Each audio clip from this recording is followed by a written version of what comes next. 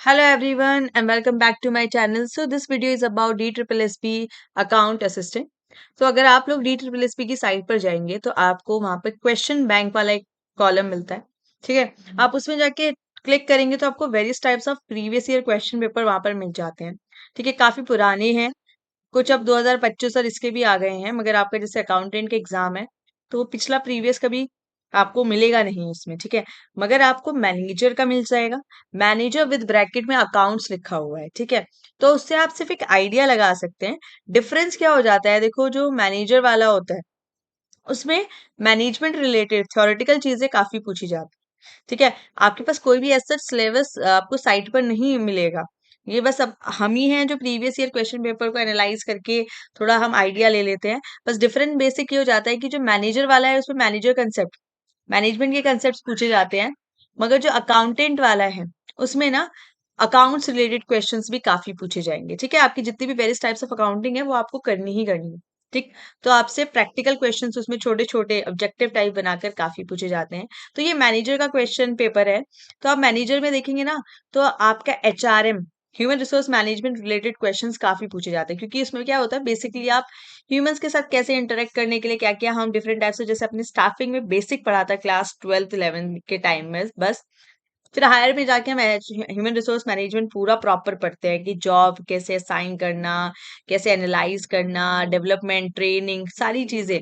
तो स्टार्टिंग में बहुत क्वेश्चंस पूछे गए हैं HRM में से। ठीक है, काफी ज्यादा कंसेप्ट HRM में से बहुत पूछा गया हुआ है कि मैनेजर की टाइप्स ऑफ स्किल्स कैसी होती है, मैनेजमेंट कैसा होता है।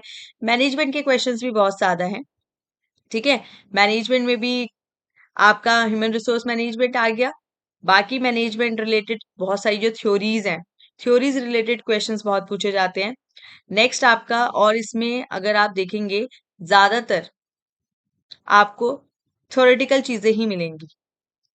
यहाँ पर अराउंड जितना भी, अगर मैं आपको क्वेश्चन पेपर जो है आप भी खुद भी जाकर देख सकते हैं DSSP की साइट पर जाकर, तो आपको दिख जाएगा कि ये किस टाइप का।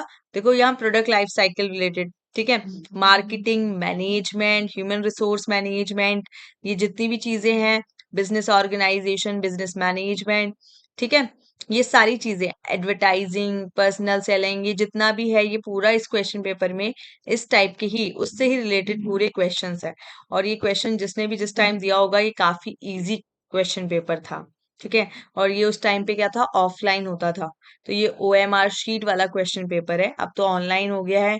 कंपटीशन भी टफ हो गया है, नंबर ऑफ सीट्स कम होती हैं तो पेपर का लेवल हाई हो जाता है। अदरवाइज ये पूरा पेपर जितना भी है ये पूरा थ्योरेटिकल है। इसमें आई थिंक कोई भी प्रैक्टिकल क्वेश्चंस इसमें नहीं पूछे गए हैं। ठीक है, अब हम नेक्स्ट देखते हैं।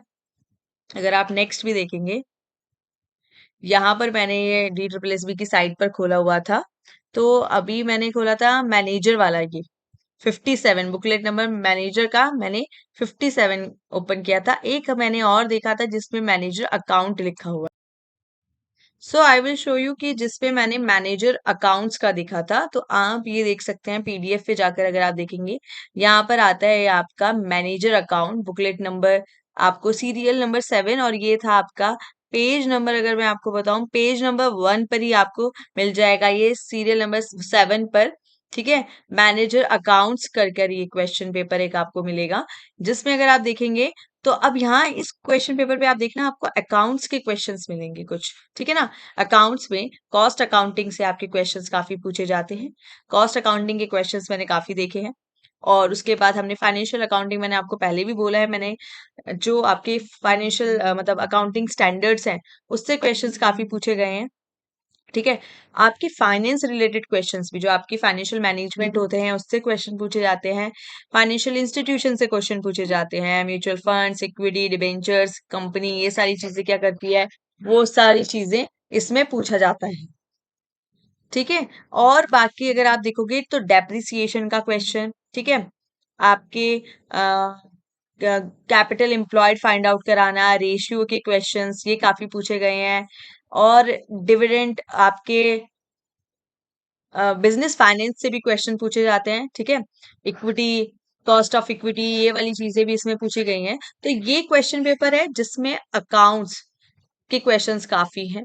ऑलमोस्ट मैंने इसमें देखो तो आपको मोस्टली अकाउंट्स रिलेटेड क्वेश्चन मिलेंगे। ठीक है, फाइनेंस के क्वेश्चंस हैं, फाइनेंशियल मैनेजमेंट, फाइनेंशियल इंस्टीट्यूशंस के क्वेश्चंस भी इसमें काफी हैं। ठीक है, आपके business finance is also important in this. आपको डिबेंचर, डिविडेंड, ये सारी जो cost of equity, capital structure, ठीक है, ये सारे क्वेश्चंस इस टाइप के भी आए हैं।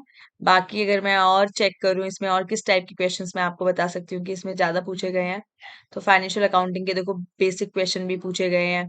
गुडविल क्या होता है, ये सारी चीजें, परचेज बुक, सेल्स रिटर्न, मैंने आपको लमसम वाली वीडियो में ये पढ़ाया भी है, ओवरव्यू दिया है।